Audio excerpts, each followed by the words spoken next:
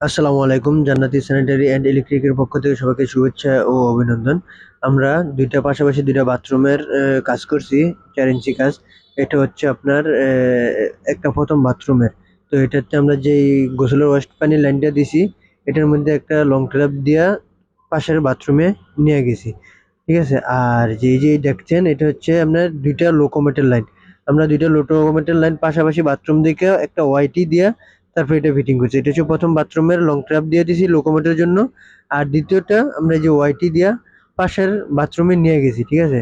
কারণ এখানে প্লেনটি ব্যবহার করা যেত, কিন্তু প্লেনটি ব্যবহার করলে দেখা যায় ওই পাশের বাথরুমের ময়লাটা এই পাইপে বাড়ি খাইতো। আর এখন এটা বাড়ি খাবে না।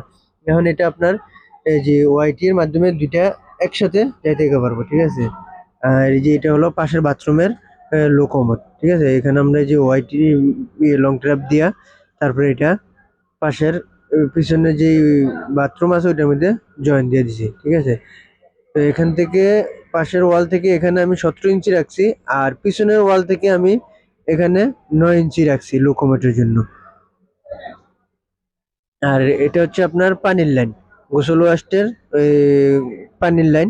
এটা হচ্ছে আপনার ওই যে প্যালেন্টিটা দেওয়ার কারণ হচ্ছে ওটা পাশের বাথরুম থেকে বড়াবিল এসে পড়ছে, আর এটা এখানে দেখা যাচ্ছে বড়াবিল দেওয়া যায় না বা মিলে না। সেজন্য আমি এটাতে ওয়াইটি দিয়ে একটা 45 ডিগ্রি ব্যান্ড দিয়ে লং টার্মিতে সেটিং দিয়ে দিয়েছি। তার যেমন দেখা গেছে এটা আপনার কোনো ময়লা বা ওয়েস্টে যেই পানির সাথে ময়লা আসে ওগুলা মানে আটকানোর মতন কোনো সিস্টেম নেই। সেজন্য ওখানে আমরা ওয়াইটি প্লেনটির সাথে ওয়াইটি ফিটিং করে দিয়েছি, কারণ এখানে একটা কেসিং রুম আছে।